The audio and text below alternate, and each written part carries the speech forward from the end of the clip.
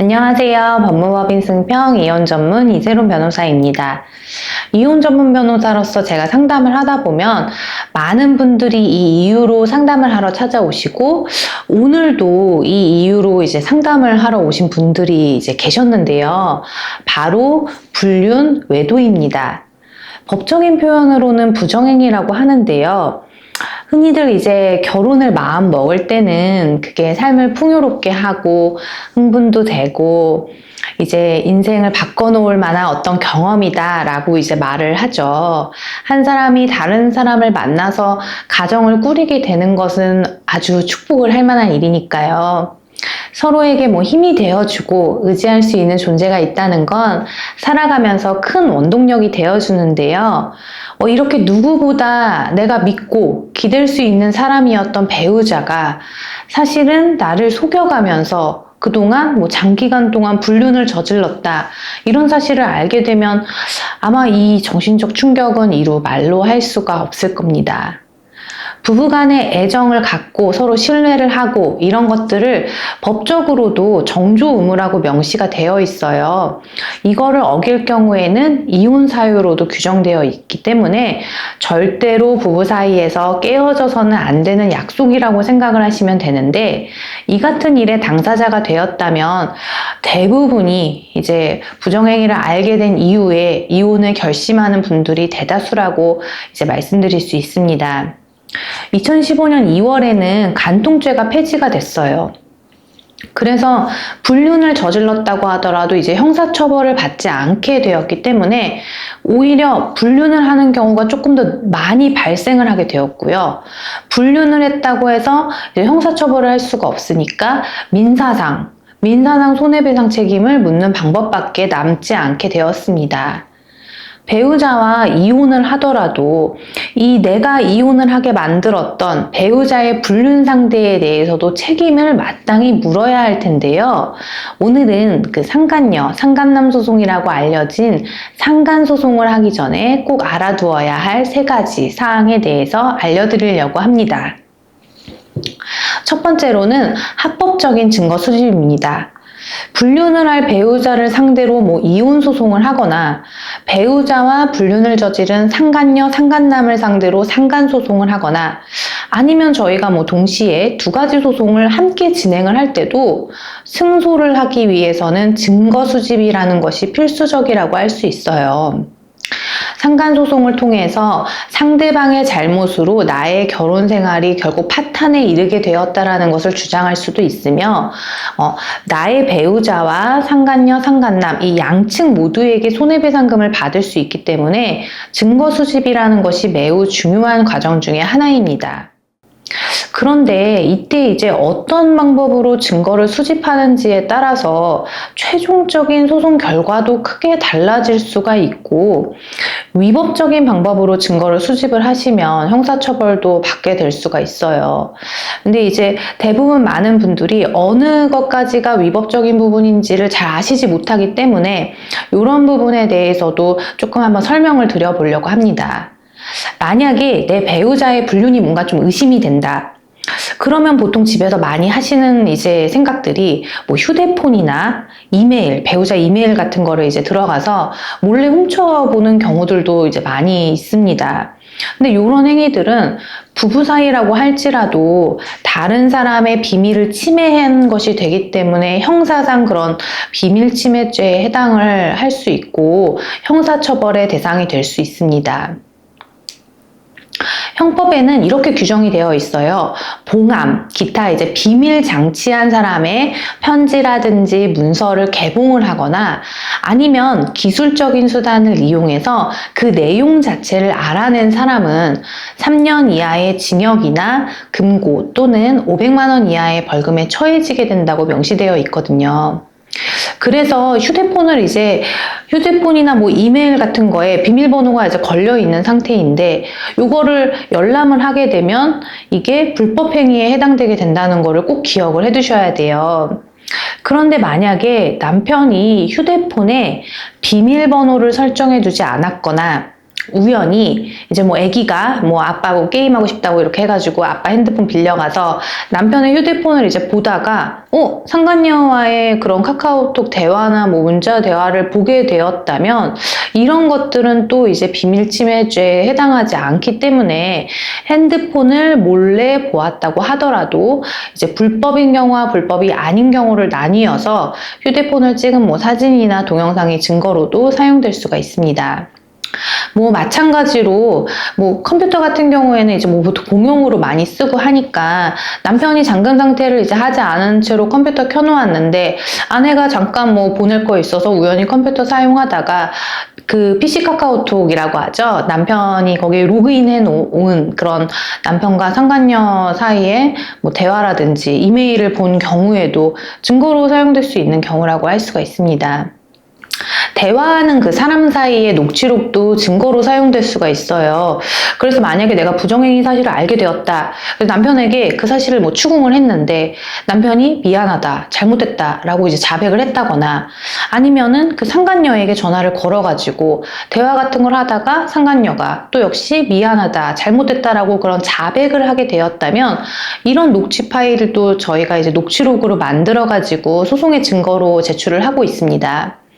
그런데 이제 상담을 하러 오시는 분들 중에서 뭐 차량 같은데 이제 위치 추적 장치를 달거나 남편 그 휴대폰에 위치 추적 어플리케이션 같은 거를 이제 설치를 해서 배우자가 이제 어느 모텔에 갔다라는 위치 정보 같은 거를 이제 가져오시는 분들을 좀 찾아볼 수가 있어요.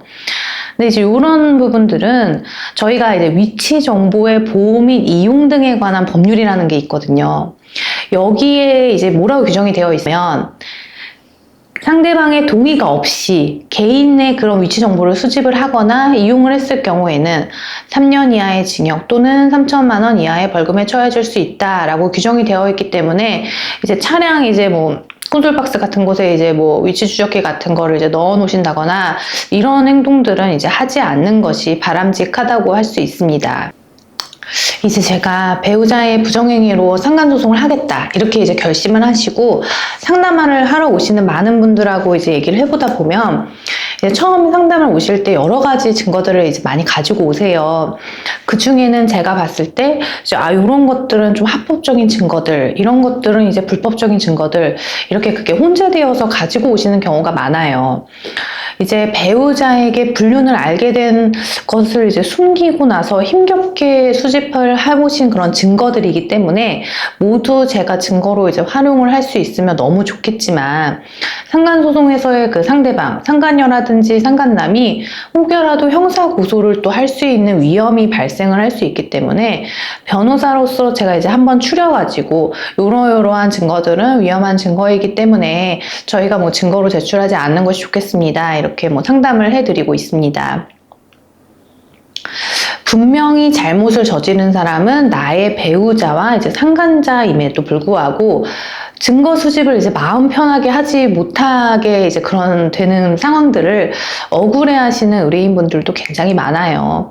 뭐 그런 마음을 제가 100번, 뭐 1000번 공감을 할 수 있는데, 뭐 대화 당사자 간의 녹취 파일, 이제 그 대화를 녹음한 것들, 뭐 CCTV 증거보전 신청을 통해서 확보한 CCTV 그 파일, 이런 것 같이 법률이 정하고 있는 합법적인 방법을 토대로 수집한 증거를 법원에 증거로 이제 제출을 해야 그것이 바로 제대로 된 증거로서 저희가 승소 판결을 받을 수 있는 그런 첫 번째 단계가 될 수 있습니다. 예전에는 이제 위법하게 수집한 증거들도 상간소송 자체가 형사소송이 아니고 민사소송이기 때문에 증거로 사용하는 경우들도 이제 많았어요. 그런데 요즘에는 위법하게 이제 수집한 증거는 증거로서의 효력이 없다라고 보는 경우도 있고, 또 이제 무엇보다도 위법하게 증거를 수집을 하다가 이제 의뢰인분이 뭐 형사처벌도 받으실 수 있기 때문에 합법적인 방법으로 증거를 수집하는 것이 이제 무엇보다 중요하다, 이렇게 말씀을 드릴 수가 있습니다. 두 번째는 이제 인내라고 할 수 있어요. 상간소송에서 왜 인내가 이제 필요하다고 말씀을 드리는 걸까요? 그 이유는 상당히 뭐 굉장히 간단합니다. 소송에서 저희가 승소를 하기 위해서예요. 아내나 남편이 나를 속이고 뭐 장기간 동안 불륜을 저질렀다 이렇게 되면 배우자에 대한 분노 또 그 상간자에 대한 분노로 이성을 뭐 잃어버리는 행동들을 실제로도 많이 하기는 합니다. 근데 이제 상간소송을 딱 결심을 하시고 저를 만나서 상담을 하러 오시는 분들을 이렇게 상담을 하다 보면 내 배우자보다 이제 배우자 불륜을 한 상간녀에 대해서 분노가 더 크신 분들도 있어요. 이런 분들은 이제 가정을 지키기 위해서 배우자의 이제 말을 믿고 배우자를 이제 어쩔 수 없이 용서를 하신 분들이 이제 많은 케이스입니다. 이런 분들은 상간녀에 대한 분노가 더 크기 때문에 상간소송을 이제 하기 전에도 상간녀한테 전화를 하거나 아니면은 상간녀의 근무지라든지 집 앞에 직접 찾아가서 분노를 다 표출을 하시거나 혹은 직접적인 사과를 받고 싶어 하시는 경우도 있어요. 만약에 상간녀가 모르는 사람이 아니라 나의 친구나 나의 직장 동료 이렇게 아는 사람일 경우에는 뭐 배신감이 더욱 클 수밖에 없다고 생각을 합니다. 그런데 입장을 좀 뒤바꿔서 생각을 해보면요. 피고가 될 상간자는 본능적으로 자신의 잘못을 인정하지 않는 경우가 많아요.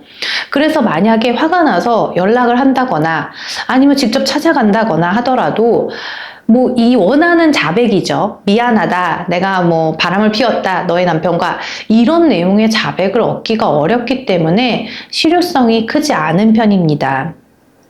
오히려 요새는 이제 나의 그런 불륜 사실이 발각이 됐구나 해서 이제 변호사 상담을 좀 미리 받는다던가 아니면은 뭐 상간소송에 대비하기 위해서 자신도 뭐 증거라든지 이런 거를 마련할 수 있는 시간을 벌어주는 가능성도 생기게 돼요.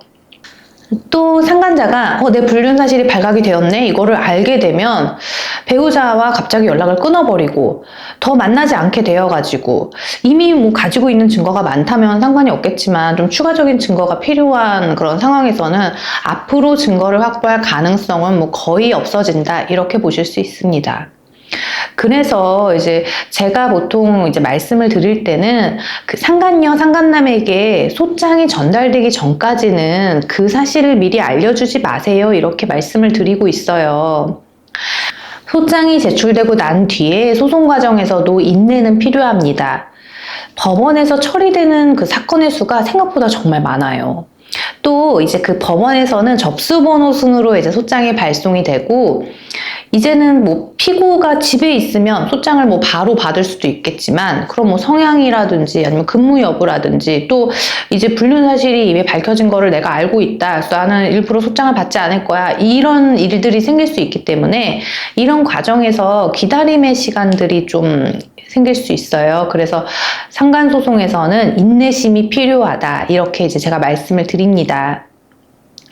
만약에 뭐 피고가 소송에 대해서 아무 대응도 하지 않고 있으면 무변론 승소 판결로 소송이 빠르게 마무리될 수도 있지만 대부분의 피고들은 이제 자신도 자신의 주장을 하기 위해서 변호사를 선임을 하고 답변서를 제출하게 되기 때문에 변론기일이 뭐 여러 차례 열려서 소송이 좀 지연될 수도 있어요.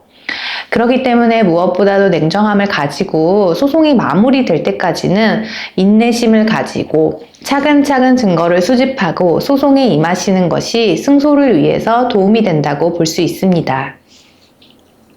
세 번째는 배우자에게 도움받기입니다.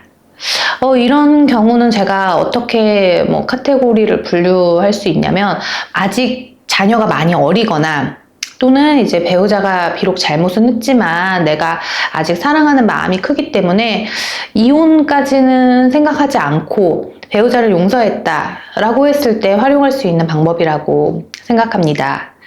배우자의 외도로 상담을 받으러 오시는 분들 중에는 아직 아이가 이제 많이 어리거나 그래서 이제 부모들의 손길이 이제 많이 필요하거나 또는 남편이나 아내를 아직 사랑하는 마음이 이제 커서 배우자의 외도를 알게 되더라도 이혼까지는 이제 내가 아직은 하고 싶지 않아요 이러시는 분들도 많아요. 이런 분들은 배우자를 상대로 이혼 소송을 제기하지는 않고 배우자와 외도를 한 상대방을 상대로 상간 소송만을 하고 싶어 하시는 경우인데요. 이 경우에 배우자와 상대방의 그 외도 사실을 입증할 만한 증거들은 사실은 그 누구보다도 이 배우자가 제일 많이 가지고 있을 것이기 때문에 내가 배우자를 이제 용서하기로 했다 이렇게 생각을 한다면 배우자에게도 당신이 나한테 정말 용서를 이제 구하고 싶다면 모든 사실들을 좀 사실대로 말을 해주고 이제 내가 미처 확보하지 못한 증거가 있으면 그거를 줬으면 좋겠다라고 뭐 협조를 부탁하는 방법들도 있어요. 그러니까 상담을 하러 오시는 분들 중에 이제 남편을 설득을 해서 남편이 상간녀와 나눈 뭐 카카오톡 대화, 문자 대화, 전화 통화 내역 이런 것들을 증거로 가지고 오시는 분들이 있어서 이런 경우에는 제가 그거를 좀 합법적인 증거로 활용할 수 있기 때문에 상간 소송에 있어서 승소를 할 수 있는 뭐 결정적인 역할을 하게 됩니다. 또 이제 상간 소송이 진행이 되면서 대부분의 뭐 상간녀들은 이제 이게 소송 내용 자체가 이제 조금 자신에게 안 좋은 내용이다 보니 이제 변호사를 선임을 해서 불륜 사실 자체를 부인을 해버린다던가 아니면 자신의 책임을 좀 축소하고 싶으니까 사실관계를 뭐 일부만 부인을 한다던가 아니면은 뭐 거짓말을 한다던가 이럴 때에는 이런 것들을 반박할 증거를 가지고 있는 거는 배우자가 이제 제일 유력하기 때문에 배우자의 협조를 받아가지고 이제 증거들을 다 확보해서 소송에 제출을 한다면 위자료가 오히려 뭐 증액될 수 있는 그런 사유도 될 수 있을 거고요. 제가 상담을 한 분들 중에서도 남편의 그런 협조를 받아서 여러 가지 증거를 많이 제출해서 좋은 판결 결과를 얻으신 분들이 굉장히 많아요. 오늘은 상간소송을 제기하기 전에 알아두어야 할 3가지 사항들에 대해서 알아봤어요. 유명한 드라마들 있죠. 뭐 부부의 세계라든지 굿파트너라든지 이렇게 화제가 된 드라마들에서 불륜이라는 것은 빠지지 않고 인기 있는 소재예요. 평생을 함께 하기로 약속한 배우자의 불륜이 처음에는 너무도 받아들이기가 힘들고 큰 배신감으로 다가올 겁니다. 하지만 이제 본인의 미래를 좀 먼저 생각을 해보시고 또 상간소송에서 승소를 하기 위해서는 감정적인 대응이 아니라 이성을 딱 찾으시고 냉정하게 대처를 하는 것이 무엇보다 중요해요. 만약에 내가 뭐 증거들을 가지고 있는데 이게 명확한 증거인지 뭐 합법적인 증거인지 잘 모르겠어요. 내가 증거를 잘 확보하고 있지 못한 것 같아요. 라고 생각을 하시더라도 우선적으로 상간소송을 하기로 결심을 했다면 일단은 이혼 전문 변호사의 상담을 받아보는 것이 결정에 도움이 될 수 있을 겁니다. 혼자서 이제 만약에 소송을 진행을 한다 하시더라도 이러한 3가지 사항들은 꼭 알아두시면 도움이 될 거예요. 오늘 영상은 여기까지고요. 영상을 시청해주셔서 감사합니다. 다음 영상도 이 상간소송을 주제로 조금 더 이야기를 해보려고 해요. 눈이 와서 날씨가 많이 쌀쌀해졌는데요. 건강 잘 챙기시기 바라고 다음 영상에서 뵙겠습니다.